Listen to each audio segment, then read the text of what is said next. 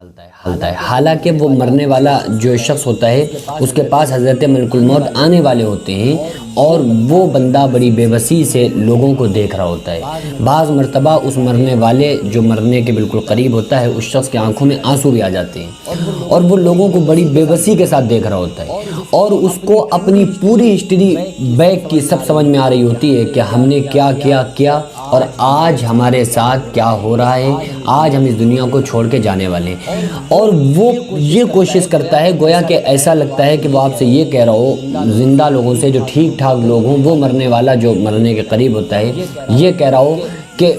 سب کچھ دے کے میرا ساری چیزیں دے دی جائیں اور مجھے بس چند لمحے اور دے دیے جائیں، مجھے کچھ زندگی اور دے دی جائے۔ اور حضرت ملک الموت جو آتے ہیں تو اس وقت وہ مردہ بہت زیادہ بے چینی محسوس کر رہا ہوتا ہے۔ دیکھیے، اگر مرنے والا نیک بندہ ہوتا ہے اس کے پاس حضرت ملک الموت ہے تو بڑی اچھی خوبصورت شکل میں آتے ہیں، بڑے اچھے لباس میں آتے ہیں، بڑا اس کا اعزاز و اکرام کیا جاتا ہے اور بڑی اچھی طریقے سے اس کو لے جایا جاتا ہے، اس کی روح کو نکالا جاتا ہے۔ آقا علیہ السلام نے فرمایا، نیک بندے کی روح کو اس طرح سے نکالا جاتا ہے جیسے گندے ہوئے آٹے میں سے بال نکال لیا جاتا ہے۔ اور کوئی برا بندہ جب ہوتا ہے تو اس کے اوپر اس کی روح ایسے نکالی جاتی ہے، آقا علیہ السلام نے فرمایا کہ خاردار کانٹے دار درخت کے اوپر بھیگا ہوا اون ڈالا جائے اور اس اون کو گھسیٹا جائے، جیسے وہ اون تار تار ہو جاتا ہے ایسے ہی انسان کی رگوں کو توڑ کے رکھ دیا جاتا ہے۔ تو اگر وہ نیک بندہ ہوتا ہے تو جیسے اس کو آنکھیں بند کرتا ہے بس اسی وقت وہ ملک الموت آتے ہیں اور ایک لمحے میں اس کی روح کو قبض کر کے لے کے چلے جاتے ہیں۔ اور کوئی برا بندہ ہوتا ہے تو حضرت ملک الموت آتے ہیں اور کافی دیر تک اس کی روح نکلتی رہتی ہے، یعنی کہ حدیث پاک میں آتا ہے کہ جب کوئی بے نمازی، فاسق، فاجر، گناہگار انسان کی موت آتی ہے تو اس کی روح جیسے ہی حضرت ملک الموت قبض کرتے ہیں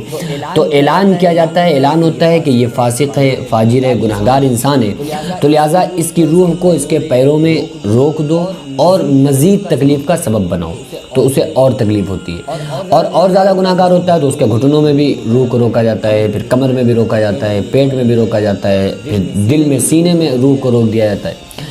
پھر منہ کے ذریعے سے اس کی روح کو باہر نکالا جاتا ہے۔ اور وہ جو شخص مرنے والا جو شخص ہوتا ہے وہ ساری چیزیں دیکھ رہا ہوتا ہے، سمجھ رہا ہوتا ہے، لیکن چونکہ وہ اتنا زیادہ محتاج ہو چکا ہوتا ہے کہ وہ بولنے کے لائق نہیں بچتا ہے، وہ زبان سے کچھ کہنا بھی چاہے تو بھی نہیں کہہ سکتا ہے۔ اور جو نیک بندہ ہوتا ہے وہ بہت اچھا محسوس کرتا ہے، حالانکہ وہ چاہے وہ نیک بندہ ہو لیکن وہ جو ذائقہ کل نفس ذائقۃ الموت کا وہ جو جھٹکا، وہ جو ذائقہ ہے وہ تو ہر شخص کو محسوس ہوتا ہے اور وہ ذائقہ تو لگنا ہی لگنا ہے، کیونکہ قرآن کا ایک مطلق حکم ہے کل نفس ذائقۃ الموت، کہ ہر جاندار کو موت کا ذائقہ چکھنا ہے۔ تو ہم لوگوں کو دنیا میں اچھے اعمال کی طرف آنا چاہیے، نیک کام کرنا چاہیے، تاکہ یہ پتہ نہیں کب انسان کی سانس رک جائے اور کب کون سا دن انسان کا آخری دن ہو، تو وہ بندے کو پتہ نہیں عمل کرنے کا پھر موقع ملے نہ ملے۔ تو اس لیے جو دن ہیں، اللہ نے جو دن عطا فرمائے ہیں، جو زندگی عطا فرمائی ہے، اس میں اللہ کی عبادت کرو اور اس کو